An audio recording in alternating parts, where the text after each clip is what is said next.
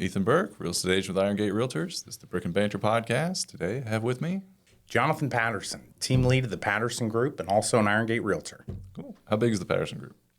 3 strong now. Okay. Who's the 3? Strong. We're growing. So Leanne Jones, my fiance. Oh, nice. Right? That's new of January.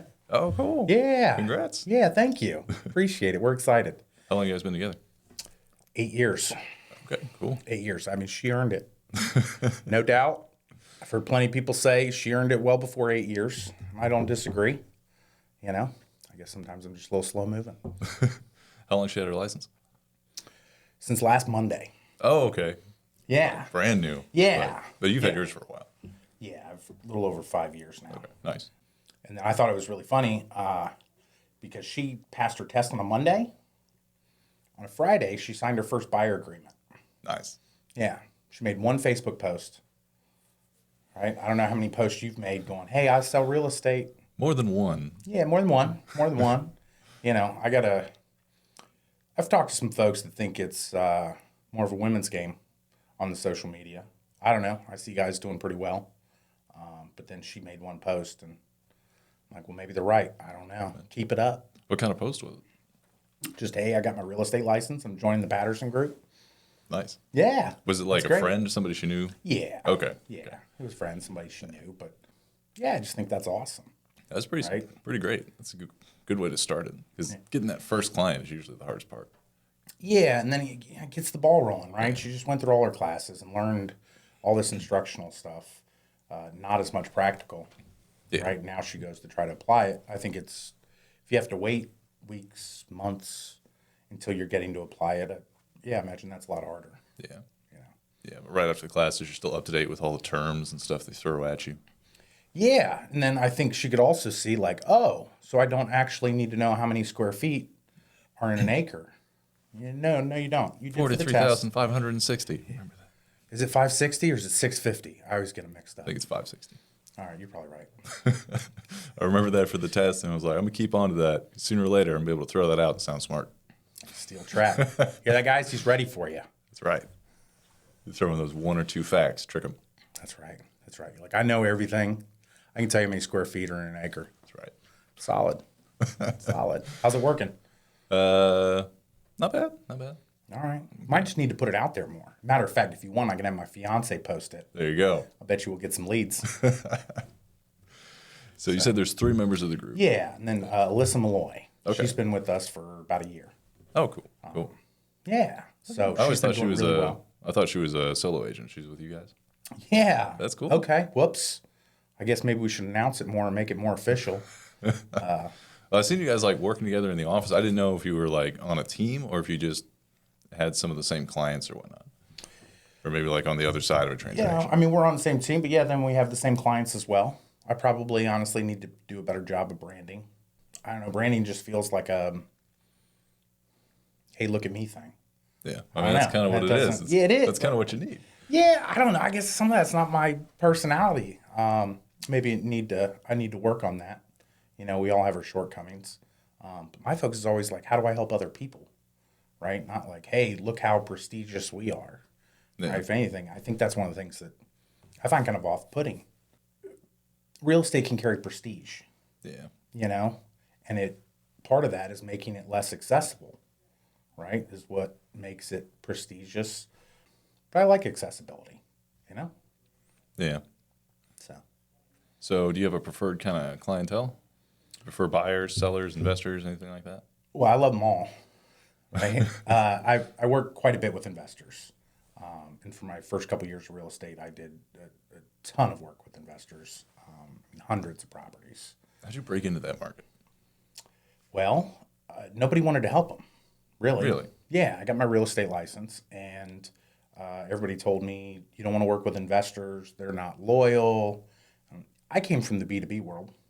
I was like, really? Because I find capitalists to be some of the most loyal people you'll ever meet, as long as you know what they're loyal to, right? Money. Yeah. So they were pretty clear about what they wanted. They wanted to make money, right? They had a formula to do it. They just needed somebody to go chase it. Nobody else wanted to talk to them. And actually, so I ended up talking to this guy, And he is like begging to get my attention. Like, please don't hang up. Please don't hang up. I'm like, all right, what? And he goes, listen, I can send you a $30 million proof of funds right now. And I said, what? All right, do it. All right. And he goes,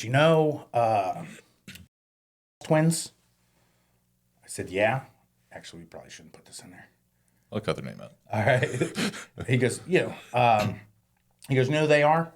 I said, yeah, I think I know the name. Are you saying, and he laughed and he goes, because I thought he was trying to big dog me, right? And he started laughing with me. I said, all right, I like it. Let's go. And we bought hundreds of houses. I mean, nice. Like that. He came from the commercial world. So he didn't completely understand residential real estate. And I think that was really slowing him down. We resolved a couple things regarding like general warranty deeds versus limited warranty versus quick claim deeds, and your ability to get title insurance. And once we resolved that, it was on. So yeah, it was a lot of fun. But, they scaled down as they tend to do. Yeah. Scale up big and then slow down. Was he flipping or doing long-term? So they were doing long-term holds and flips. Okay. Right. I thought that was one of the smarter things they did is having multiple strategies. Yeah. They could, if they left a little equity in a property, they'd flip one, replace the equity, keep going. Right. Yeah. You've heard of the Burr method: buy, renovate, rent, refinance. Yeah. Yeah. So they just keep washing the cash. Yeah. It's like bigger pocket stuff. Yeah. It's like Monopoly on steroids. Yeah. Legit. They're just trying to own the board. That's a good strategy. That's kind of what I want to get into. I have one long-term rental right now. Mm-hmm. Next thing I want to do is a flip. All right. See if I can get some like cash on hand to kind of build that up and do that kind of method. Yeah. Well, my thought is also get in and out of properties. I mean, stabilizing a property isn't the easiest thing to do. I mean, they make it look easy on TV. Yeah. Right. And on Instagram and all that. But there's a lot of problems you run into that you didn't know you were going to have. Yeah. Building the contractor relationships and building that experience so that you can get in and out, I think certainly has value. You put the systems in place. Because if you're going to have, 20, 30, 40, 50 rentals, well, you're going to have to service them. You're going to have to stabilize them. You have to deal with turns, right? So how do you get the resources together to do that? I think flipping also gives people an opportunity to do that and allows other people to become homeowners. Yeah. Yeah. And they're not making more affordable houses right now. Yeah, they're definitely not. I had one guy who was talking about just the permit cost to tap into stuff for building a brand new house is insane now. I believe it. I mean, look at the price of new builds. It seems like they're all 300 and up. Yeah. If my parents couldn't have bought a $100,000 house back when I was a kid, I don't know that any of my family would be homeowners, right? You build equity and then you can keep trading it up. But when you're renting, you get to save nothing. Yeah. Yeah, just throw it all directly into the landlord's pocket. The landlord's pocket. Yeah. Right? Isn't it strange that we still use, we borrow terms from feudal England? Yeah. Right? Oh, my lord.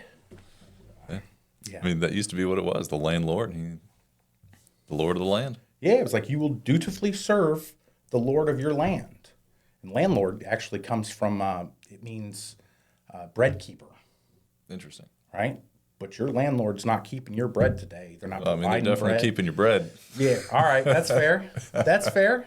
All right. Maybe that's the currency now. Yeah, that's the goal now. Become a landlord. There you go. There you go. How many units do you want to own? All of them, eventually. All of them? Nice. That's what I used to say when I first got into real estate and people asked me how many houses I want to sell this year. What do you mean all of them? Yeah. All of them. I mean, I'm not going to, but I'm going to try. Yeah. My ultimate goal would just be great to have enough properties to, you ever play the board game Rat Race from Rich Dad, Poor Dad? No. That's a fun board game. Is it? It's about basically about real estate and getting out of the rat race. So as soon as you have enough investments on the main board to where it's paying off all of your debt and stuff and everything is just like cash flow on top of that, that's when you get out of the rat race and you get on the big dream board on the outside and you start looking at like owning islands and stuff. That sounds fantastic. It's a fun game. I need to get that game. Yeah, we play Monopoly a lot at my house. But the whole thing's a rat race. Yeah. Right? And it stays that way. That's kind of the dream. Once you get to the point where your investments are generating enough income to to where you can not only pay off all of your bills and your expenses, but you have a little bit extra to keep investing on top of that. Sure. And everything after that is basically profit. Like if you sell another house and you don't need that house to go towards your own personal mortgage, your own personal credit card debt or whatever, and you can just put that directly into more investments, whether it's stock or real estate or whatever. Sure. Then that stuff just starts compounding like crazy. Right. That's the goal. Get there and then just Compounding interest over time. exactly. Do you do any stocks or anything? Yeah, a little bit. A little bit. A little bit, not enough. I'm primarily in real estate. Hey, that's a good spot to be. Got to grow their portfolio. I've got some clients that are, in both, and some that are heavily invested in real estate as opposed to the market because they don't trust it. It seems so intangible. You're not generating more land. Land is always going to be there and it's always going to have a certain amount of value. And then you improve that land, it becomes more and more valuable, especially with real estate and the inflation and stuff. Because inflation is just going to make everything go up over time. Right. Well, real estate's like the original blockchain. They're not making more of it. Yeah. Everybody got all into crypto, and I'm like, we already have something like this, right? We've had for hundreds, thousands of years. People have been buying, trading, letting other people use it for all their income. I mean, valid. And it's that tangible asset. Regardless what happens with the internet and the blockchain, you have a house people can live in. That's worth something. Yeah, period. Absolutely. Well, especially, residential. I mean, even as commercial had some hard times through COVID and everything. People still need housing, right? Yeah. And then they were working out of their houses. Yeah. Yeah, they don't need office space as much anymore because everyone's working from home, or at least they were. Right, they're converting those into condos. Yeah. It's not a bad way to do it. It just keeps shifting. There's always something new. Have you messed with any commercial deals? A little bit. Not a whole lot. I'd love to learn more. I've done some smaller ones, nothing too big. Mostly like retail stuff? So there was an office building, a small office. Actually, it was formerly a real estate brokerage. Okay. Did that one. I've done a couple multifam, but nothing too major. Gotcha. There was a small storefront in Moraine, but it really needed rezoned still. So kind of commercial, kind of not. Yeah. The seller at the time had applied to have it converted to an Airbnb, and just decided not to, and decided they'd rather sell it. So technically commercial. How do the contracts differ between commercial and residential? In commercial, everything's like its own addendum, its own separate thing, instead of it all just being in one. Yeah. That's interesting. I'd say that's, as far as the contract itself goes, always have to state commission because there hasn't been a cooperating agreement on commercial. So that's another big thing. Interesting. Yeah. Do they, like in the system, do we have those prepackaged sections, or do you basically have to go to a lawyer to have them type it up every time? So Irongate has commercial documents. Okay, cool. Yeah. Out of the commercial group, they can give you access through their dot loop. That's cool. Yeah. I've been wanting to get into that, but I have not talked to enough commercial agents at this brokerage yet. At my old brokerage, I talked to a few, and I didn't like any of them. They were all kind of jerks. Nice. But I need to talk to some of the ones here. Yeah, I mean, I think you find fewer commercial agents and brokers that, they're primarily residential brokerages. But I think that's historically we're primarily residential, but it seems to be blending more and more. Yeah. So I think, we just don't have a ton of them, but we have a few good ones.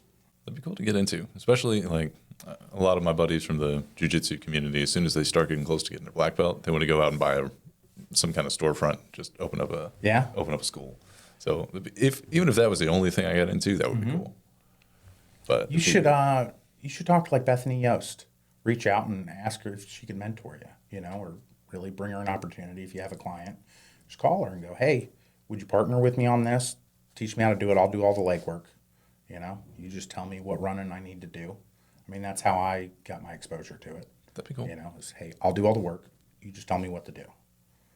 I didn't do that. Yeah, because it's always, at the very least, it's super interesting. Absolutely. Yeah.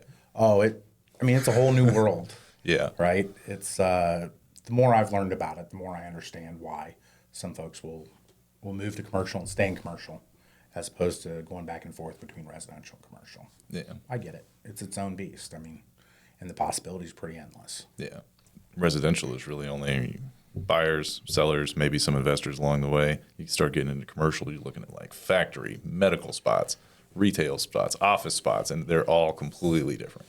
Uses, laws, valuations, principles, all of it, right? It's hugely different.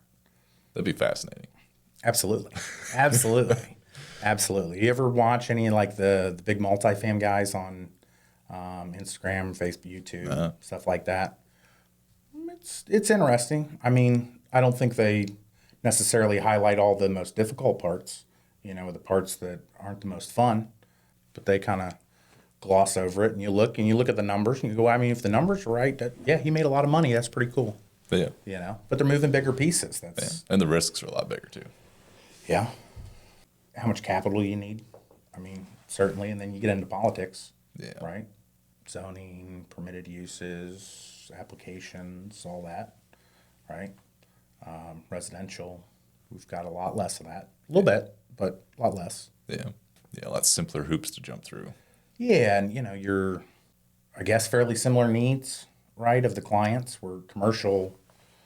I mean, it could be a lot of things, right? From manufacturing, industrial, to retail, to multifamily housing, right? Versus residential. Big house, small house. I mean, whether the buyer wants to live in it or they want somebody else to live in it, it's similar purposes. And I say I've been in sales a long time, and I used to sell really big ticket items. But it's a lot of times those are long sales cycles, right? A shorter sales cycle can be more stimulating. It can be more fun, right? And you just got to do more of them. I trained myself for sales, right? So you put in the work, you pursue, you satisfy the need, and then you get the reward, right? For years, I've been feeding this feedback loop, and it's just too hard for me to wait 4, 5, 6, 12 months to close a deal. It drives me crazy in the meantime. I'd rather go out and let's go, help as many people as I can. Is that what you were doing before real estate? Yeah. What were you selling? So right before real estate, I was selling security. Okay. Kind of the alarm systems? Yeah, but also staffing. Oh, okay. Yeah. So a lot of that would be, everything from like high rises to hotels to distribution centers, factories, use quite a few. Yeah, it was really interesting. I used to joke that I sold people to other people. Right? I was like the most prolific human trafficker. I was like, we call it staffing, but like you want a security guard, a porter. Yeah, man, how many hours do you want them? That was a little weird. Yeah. But people need staffed. Yeah, there was that. And then you could, reduce the numbers a little bit utilizing technology. And, there's a core need, but it's also, for a lot of people, it's a necessary evil, right? Nobody wants to have more security. Nobody wants to need more security. It was all right while it lasted. Then COVID hit. So, and then before that, I sold outside property maintenance. Kind of like landscaping stuff? Yeah, so I was actually a commercial rep for True Green. Oh, I worked there for a little while. Did you? Yeah. Okay. Did you do residential or? I did. I sprayed lawns. Okay, so you were a tech. Yeah. Okay. Nice. I was the commercial BDR. I don't know if you remember the commercial guys, but so I would go sell HOAs, condos, universities, right? Commercial properties, quite a bit of turf, or we would service like landscapers. So we would do their spray work for them, as you probably know. Yep. Right. It was all right. I did it it was like less than a year. Wasn't my favorite thing. It's just chemicals, all that. Yeah. I got no passion for yard work. Yeah, that's fair. I don't care at all. That's fair. Honestly, I kind of do. Like, I enjoyed that part of it. I just, I would rather sell you grass seed, right, to prevent weeds from growing in your yard than sell you chemicals 7 times a year, even if that's more profitable, right? Like, that just didn't always align with my values.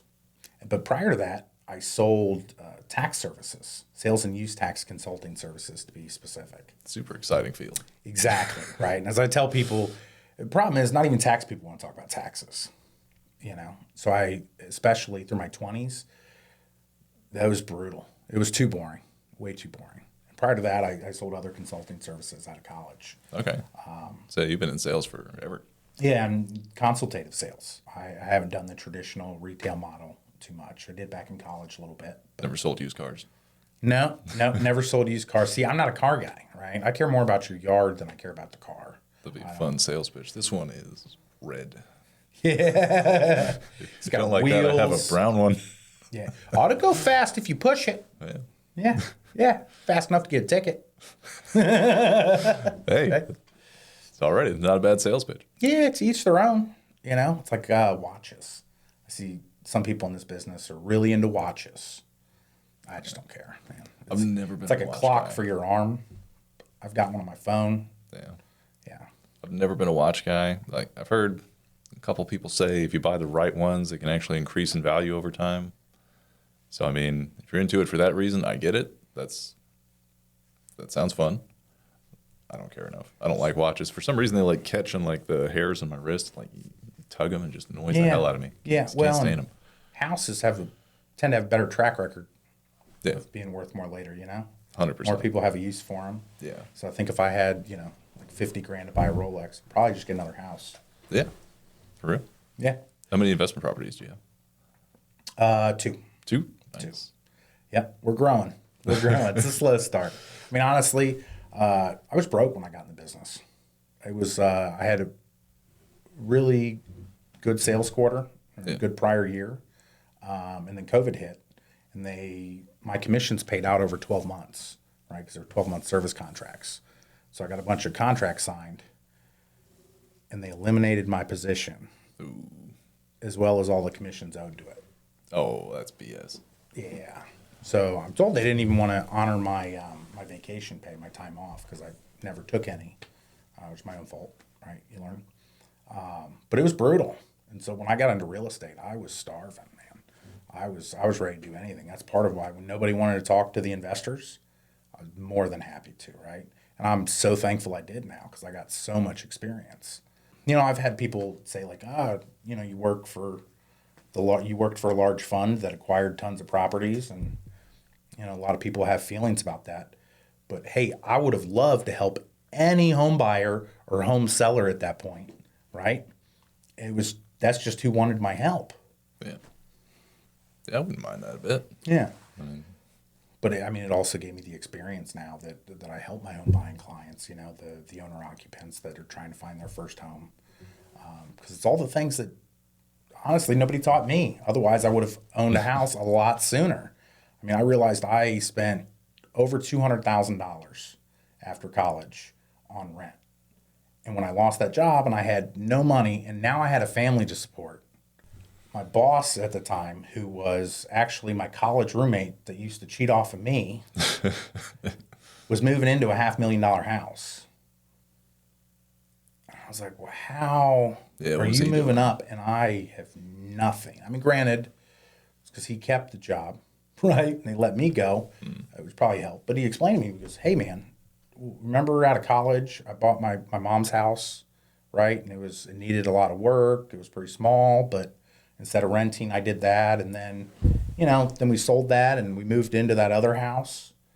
Well, that other house, it gained $100,000 worth of equity.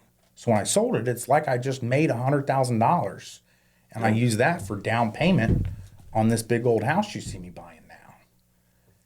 And I realized that nobody ever explained that's how equity works, right? That's you're taking your largest monthly expense and just not wasting 100% of it, right? Like if we can waste less than 100%. And it hit me. I realized that, when I graduated in 2008 from college, everybody was losing their house. I didn't understand it, so I just said, all right, I won't do that, right? The years went by, and then I finally learned. I just drew a blank. We'll have to cut this out. But, he told me his payment wasn't really changing. He was paying a little bit more, but he was just rolling over his equity. Yeah. And I realized if I had lost 75% of my money from 2008 on a house, which I don't think a lot of people lost 75%, but if I lost 75% of that $200,000, I'd have still had $50,000, which I couldn't imagine at the time. And then the irony is once you get licensed and now you're 1099, you're probably going to need at least 2 years of statements, right, of income in order to qualify for a mortgage. So I found I really was going to have to help enough other people get what they want in order to get what I wanted. Yeah. And then usually that first year, you don't really make anything. So 3 years at least before you can start looking at buying your own house to live in. It was, I'd say, I wasn't making anything for at least 6 months. Yeah. Is that the longest you went without a paycheck in the real estate world? Yeah, for sure. Same here. I 6 months. Was it? Yeah.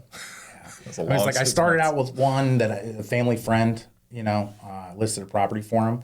But yeah, then the next 6 months, it was nothing. That something people don't talk about when they think about getting into this business is it's a snowball. It takes a while. You help one person, and then that person can tell everybody they know how great you are, and then you can help more and more people. But when you first start out, nobody trusts you. They don't want to be your experiment. And it just kind of is what it is. Yeah, at the same time, so what I did, at least the way I looked at it, was the advantage I had when I started out is I had all the time in the world for you. That's true. I could commit my whole day to taking care of whatever you wanted. The guy that's got all the experience, no chance. He doesn't have the time. Yeah. So I tried to sell myself on that. But I guess maybe that's also why, I connected with investors because I had the time and I was willing to give it to them. Yeah. If I had more business from other places, selling bigger houses, or I may not have. Yeah, that's a valid argument. Time is valuable. Yeah, absolutely. And I think also you got to look at who has the need, right? Unfortunately, I think renters have the greatest need in the real estate market. It's just hard to be profitable providing them with service, right? Unless they want to become homeowners. I'd love to help more. I just also have to pay my bills. We decided to go on a date, and 8 years later, here we are. Nice. Yeah. What was she doing before real estate? She was a nurse. Oh, cool. Nurse. So you stole her away from the healthcare field and brought her into the buying house world.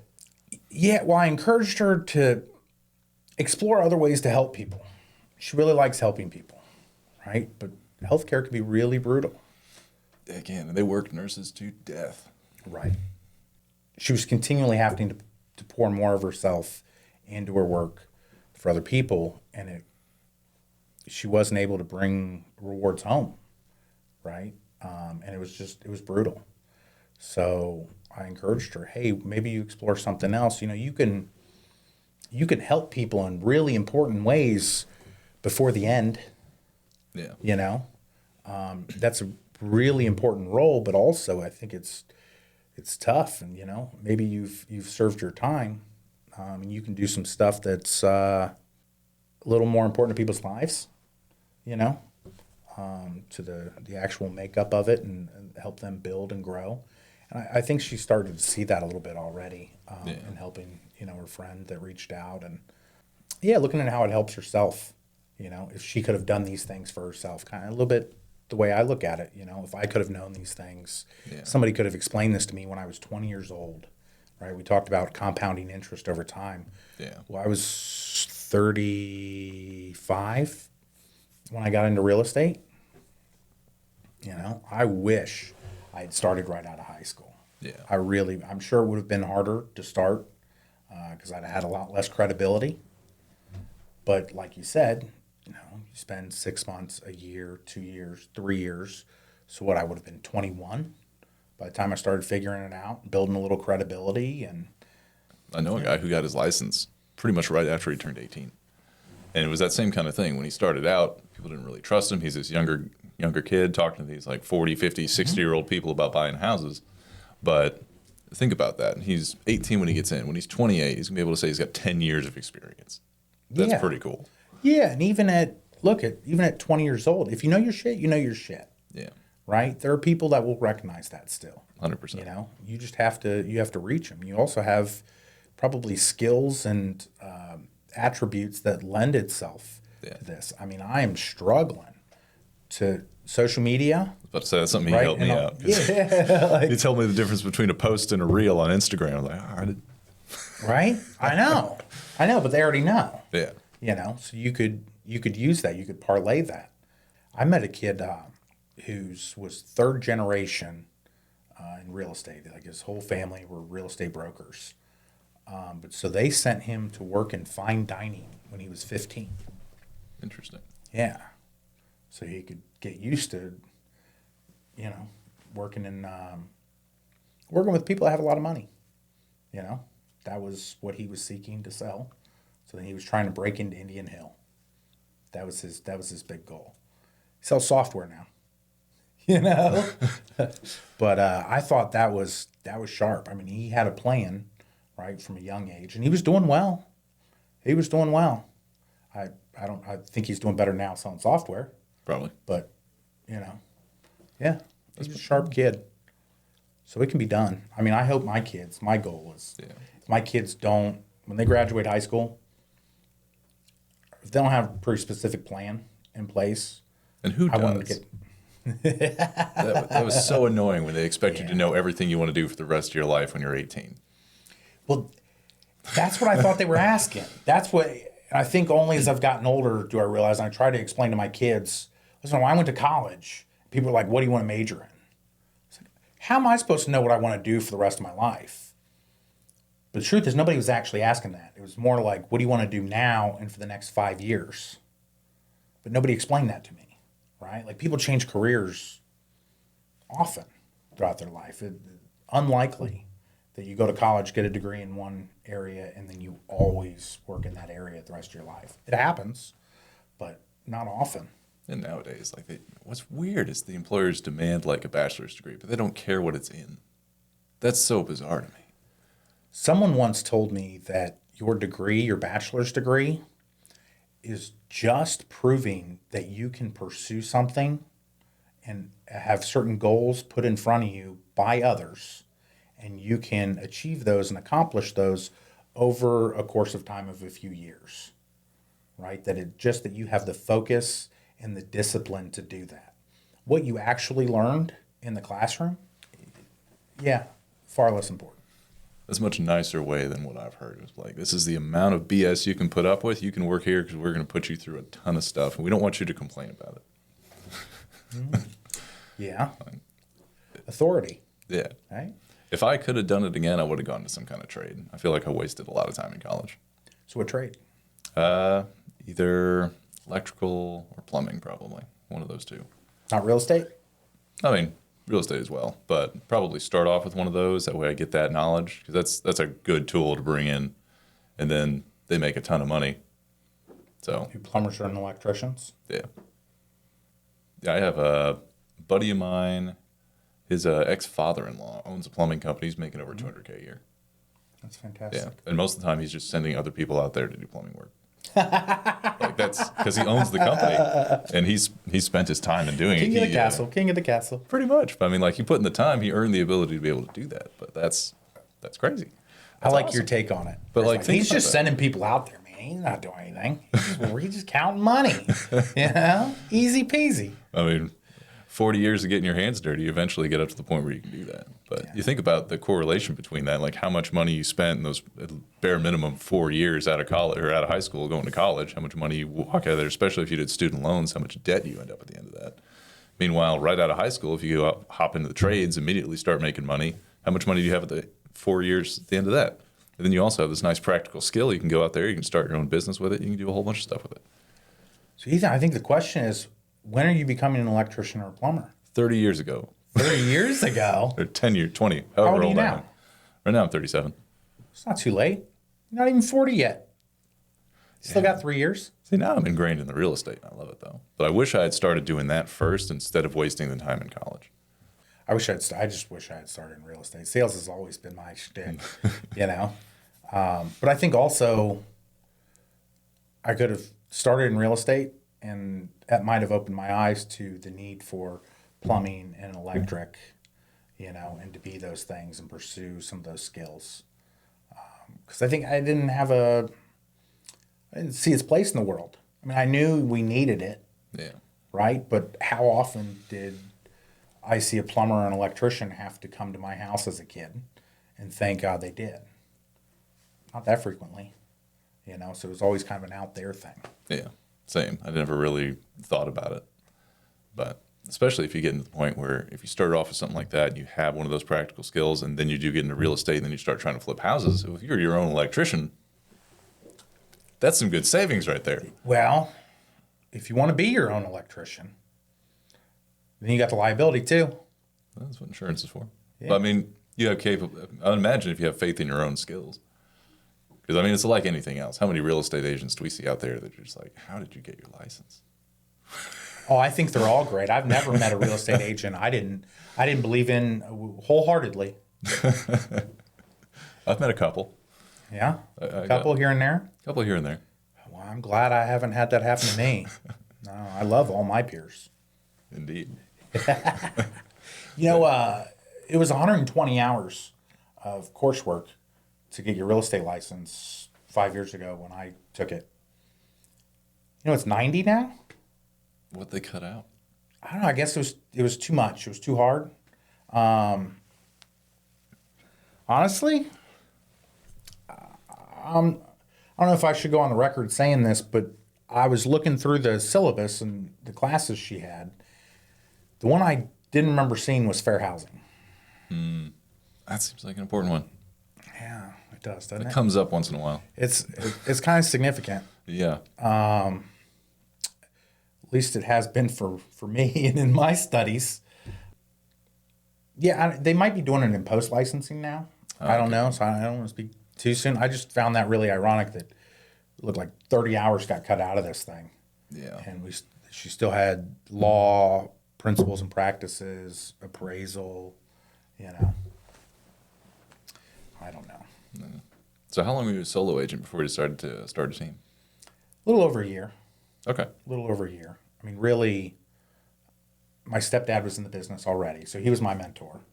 But he was kind of winding down a little bit, not running as hard as he used to. So he was referring some things over to me. I was picking up the slack on a few things. Yeah. So that kind of made sense for us to work more closely together. But then I also had friends that decided to get into the business, and they wanted mentorship. So I thought, well, we'll just start a team. It was kind of half-baked idea, to be honest. I didn't really think it out all the way. I just thought it seemed like a good idea. Yeah. You know, maybe that's some of why I don't have the branding and all that.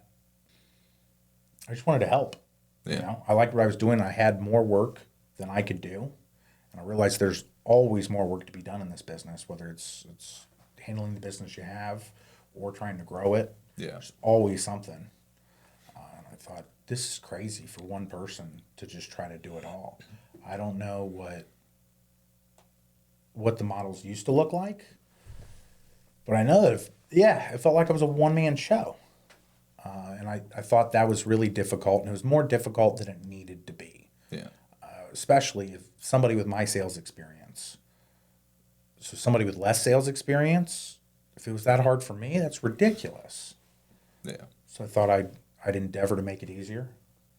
I think all the agents that have been on my team have grown, though.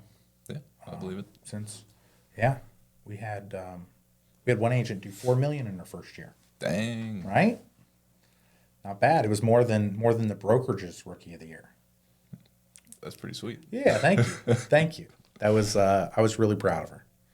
So feel free not to answer this because I don't know how personal the team structures and finances and stuff is because I've never really been a part of one. Mm-hmm.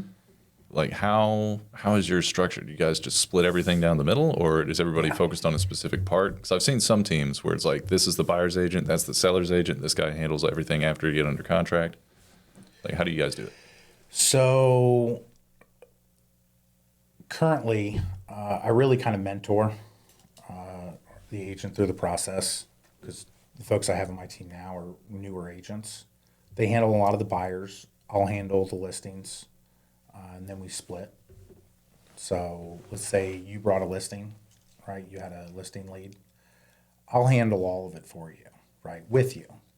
Okay, you'll go to the meetings. I'll just be there with you because it's your relationship, right? You don't have to worry about ordering photos, staging, filling out all the paperwork, all that stuff.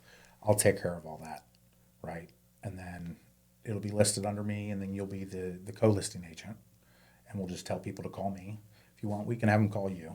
Doesn't matter. But if you get a little overwhelmed, you don't know how to answer stuff, I'll just take care of it, right? And then shepherd it to closing. That's cool. And then if you get somebody call you for a buyer spot, you hand it off to them? Yeah. I've got some of my investor clients I still personally work with, an occasional like friend or family member that really wants to work with me. But yeah, generally that's the idea is they take the buyers and then whatever help they need, right? So for I don't know, at least the first couple months, I'll go with them on showings even, right? And we'll talk about the things in the house. I'll point stuff out, so they can learn about the property, and also get a feel for taking people through a property. You know, helping them feel good, things like that. Stuff that you may not automatically think of. And then, of course, when it comes to inspections, do a lot of help with that, right? Reading through the reports and putting together a defect notice, coordinating contractors to go get quotes and stuff like that. So, yeah. Makes sense. That is really a great way to start. If you have somebody with some experience to help you out. Yeah, thank you. I mean, that's what I really needed. I remember I was freaking out at 11 o'clock at night, and I couldn't get a hold of my broker or anybody else because somebody had sent a counteroffer. And they didn't cover that in class. They didn't tell you how to accept. What if your buyer says, yes, I accept? What? I had to ask the listing agent. I was like, hey, man, I'm so embarrassed. But nobody's ever taught me this. How do we accept this counter? You just initial next to the change. Right? But also, I had to go to the listing agent and ask. Like, there was nobody to answer that call, or at least nobody that was motivated to answer that call. Yeah. I was like, that's brutal, right? That was unnecessarily brutal. So how do we make that not the case, right? I mean, I was texting Alyssa, responding to Alyssa at almost midnight last night. You know, whenever they need help. Nice. Yeah. Are you looking to expand your team? Yeah, I think we're always growing. You know, one of the challenges I think is generating enough leads. Yeah. Right, for everybody to go work. That's getting, in some ways, more difficult, or it's at least changing. Yeah. So we're looking at that and how to distribute those and how to get more in, leaning more heavily on the CRM. I think that's... No salesperson likes the CRM. We don't. But I think it's becoming more and more imperative. The cost of buying leads is really going up. Is really going up, and it's hard to remain profitable. I think it's probably not a coincidence. You know, if you're in the business of selling leads, you sell them for as much as you can. I bought leads one time from one of the big aggregator sites, one that you pay per month and they send you calls and whatnot. It was stupid expensive. I got nothing out of it. I'll never do that again. It can be rough. We've done it. We've spent quite a bit of money on the leads. And I mean, a lot of it, really, why I mentioned the CRM is because it's filtering, right? I can run a Facebook ad campaign and get, 20 people to click and it fills out a form, but 19 of them aren't real people. Yeah. You know? So you have to call through all 20. A lot of people don't want to do that, to be honest. You know, it's a lot of work. So if you put the systems in place to help filter that, I think it's really difficult to expect individuals to go master all that and to go implement it and turn it into a functioning business with functioning systems. Yeah. For one person. So that's some of the idea of the team. You know, and there's also there's lead systems, there's different programs and stuff that you can't access unless you're of a certain volume. There are only a few individual agents that have that kind of volume. So what do? I noticed that people form teams, right? And then that whole exclusivity thing, like you're not big enough, you haven't done enough of this. Collectively we have, though. Yeah. Have you seen other team structures that you don't like as much? I've had other team structures that I didn't like as much. Originally, my goal was to give everybody a better deal than I got. Yeah, but also I didn't have me to help. I didn't have, and I just wanted to give everybody better, right? I go, I'll just give you the deal that it would have been a no-brainer for me. It wasn't profitable enough, right? And then I think people naturally always want more, right? We're always looking at the splits, but you don't see the costs that go into it. Yeah. A lot of times you don't see when we're still in the red on that particular stream, right? And so, no, I can't. We're paying for it from the other streams, right? And no, I can't just give you more on the other and eat the cost over here, So that's why I eventually went to, hey, look, it's got to be 50-50 or it just doesn't make sense. If anything, I would rather buy you more leads or more valuable leads, more expensive, do more marketing, branding, right? Add more value than water it down further. So plus I take care of the broker split, right? So the team agent's split is 50%. There's nothing else taken out of that, right? Okay. On my end, I pay the broker, and then I pay, of course, all the overhead costs. Gotcha. Yeah. It's, I think people make a lot of assumptions about teams and how profitable they are. I've seen some large teams in our market have disbanded because they went, I don't know what I was building. I've even talked to him. Yeah. He goes, make sure what you're building is for you. All right. Yeah, makes sense. I mean, it's because there is no like, this is how a team has to be. There's like, I'm sure all the teams kind of collectively agreed to be whatever they felt like they needed to be. Yeah. And they're different. Yeah, I mean, some of it also is a little bit of collective bargaining power. Yeah. I mean, our brokers would like us to all be individual agents, right? So they can negotiate with us one-on-one. Yeah. I mean, that's, sorry. No, for real. The last brokerage I was at, they would not let people form teams. They flat out told you, you're not allowed to. We're not going to let you do that. Like, really? Yep. The only but teams, you're 1099. Yep. Yeah, the only teams that they had came there from other brokerages, or I don't know how they ended up getting them, but they flat out told us no teams. That's really interesting. Mm-hmm. Because they had teams that formed there. Yep.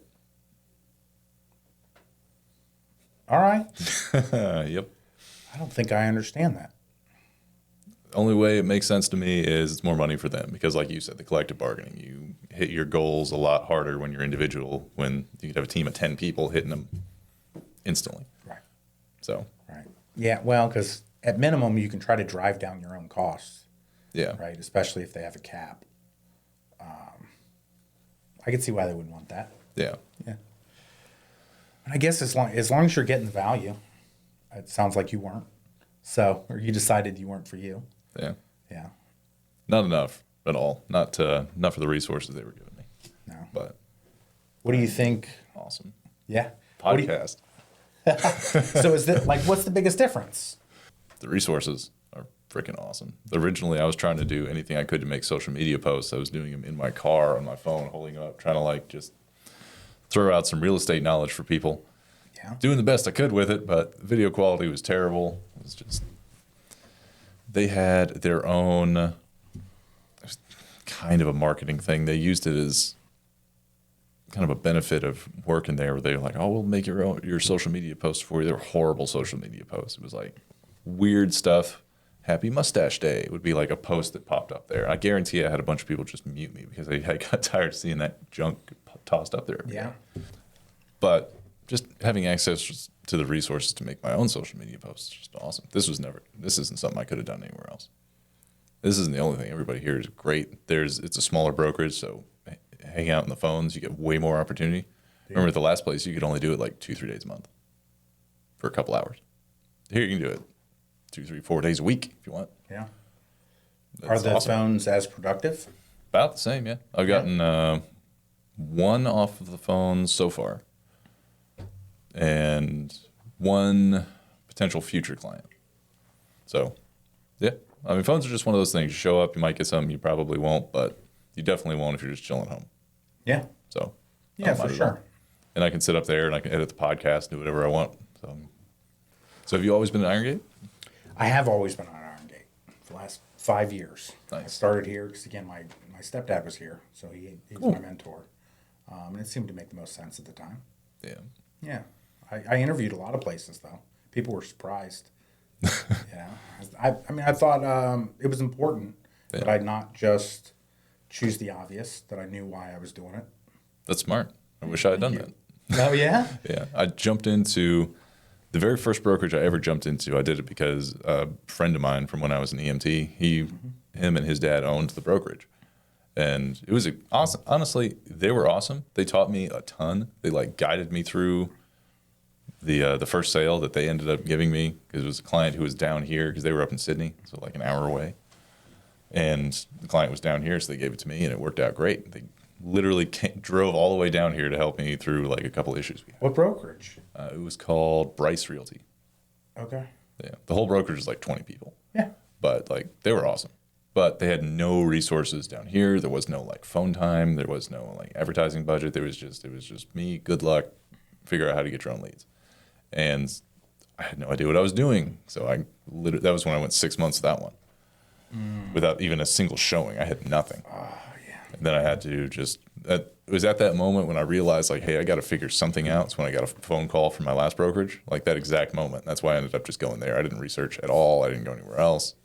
And then eventually over a few years, you get a little bit smarter in the business. You realize like, oh, okay, that's how the splits and stuff work. I don't like that as much. How long were you there? Around. About 2-3 years. Okay. All right. So long enough. Yeah. Right. If you didn't like it, long enough to know you didn't like it. Yeah. Okay. And then I started looking around. I looked here. I looked at probably 3 other brokerages, and hands down it was here. Nice. You like how the splits worked, how the fees worked? Yep. All that? Yeah. Nice. So are you still not making cold calls? Still not making cold calls. Yeah. You enjoying that? I'm loving that. I get it. Well, part of my theory is like every agent is just trying to avoid cold calling, right? Like their willingness to hold an open house or show up at the ice cream social or ambush a stranger in line at the grocery store is because if it prevents them from having to work the phone. But I also think if more people had worked the phone, I think we'd be better for it. I mean, that's some of how I worked phones out of college. I mean, I spent like 5 years dialing a phone, calling executives, right? As a 20-something-year-old kid, calling a 50, 60-year-old C-level executive going, hey, there's something I want to tell you don't know about. I need 15 minutes on your calendar. It was hard, right? But then you learn to make the most of it. So whenever you get a lead that you didn't have to pound the phone for, take care of it. Yeah. Otherwise, you can go pick up the phone. For real. Yeah. I mean, it works. There's people do a lot of business off the phones. Yeah. No, I've known people like I made a post a while back about how much I hated cold calls, and I got like 3 different people in messages being like, I built my whole business off of cold calls. Congratulations. It's a skill I don't have. Yeah. Well, there's people that build a whole business off of having virtual assistants make cold calls too. True. Yeah, that was something I actually did look into when I think it was during that 6 months when I was just trying to figure out anything. Mm-hmm. I heard, you ever heard the term skip tracing? Yeah. Yeah, I tried that. Someone was like, oh, just go to Fiverr, get someone to get you a list of like 500 people, and then just pay somebody in India like 3 cents a call to call these 500 people for you. And then if any of those people actually are interested, those people you reach out to. I was like, that's great. That'll cost me like $10. Yeah. Well, and skip tracing is just I think it's getting just the right list. numbers. Yeah. So it's like the list pulling and then verifying the information is the skip tracing. Yeah. So they're not even like warming it up for you.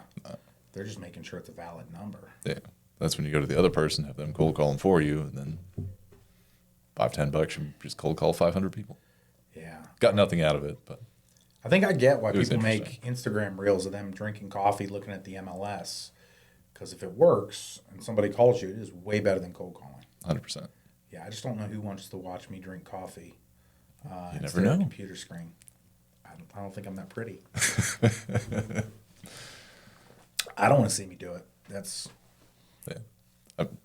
same. That's social media is tricky. That's why I like this. We've been talking for an hour right now. We can have. Nice. I hope we got something usable. I'm sure we did. When you post the episodes, how long are they normally? Usually about an hour and 10 minutes. Oh, okay. Yeah. Usually I film for about hour 15. That way I can usually cut out about 5-6 minutes of stuff doesn't need to be in there, like saying or like dead pauses, or sometimes when you're kind of rambling in between trying to figure out what you're going to go to next to cut out that ramble so it flows a lot better. Perfect. I've been catching myself after the fact, but with the ums. Yeah. It happens. Like you said, the more you think about it, the more you'll do it. Exactly. Yeah. Anything else you want to touch on? Yeah, everybody should buy houses. I agree. You know, think about this. If you bought 400 houses by the time you're 21 years old, okay, and you charge $1,000 a month for rent, that's $400,000 you would have. All right? That's all you got to do, and you'll be rich. Just do it now. That's right. Every 21-year-old out there, go out and buy 400 Isn't houses. that what they're saying on Instagram? They're like, listen, if you just have 400 houses by the time you're 21 years old and you hold them for 25 years at $1,000 a month, you're going to be the next Grant Cardone. There you go. Yeah. So actually, I had a client before I came in here. I asked him if he had any advice for me. And he said, make sure you say some outrageous shit, you know, like, hey, just buy 400 houses by the time you turn 21. And if you charge $1,000 a piece, that's $400,000. You'll be rich. And I was like, all right, man, I'll make sure to say that. So, Adam, that one's for you. Valid. But realistically, if you're brand new trying to get into a house, first-time home buyer, whatever, we're the people to come to. We know all the tricks. We can get you in there. It's not as expensive as you think. Buying a house is one of the greatest wealth building tools this country has. If you haven't done it yet, we would love to help you explore the possibility. No pressure, but just explore the possibility and see if it could work for you. Exactly. Reach out to one of us. The consultation is free. If we can help you, we'll help you. Give us a call. There you go. Appreciate coming out. How do people find you? Man. Usually on the internet. I don't know how it works, but they do it. Facebook, Instagram, Irongate website. They can call me, 937-477-1431. Do people still do that? They do. All right. Do you know what your Instagram handle is? At Jonathan Patterson Real Estate. Simple enough, right? Valid. Yeah. All right, man. Appreciate you coming out. Thanks.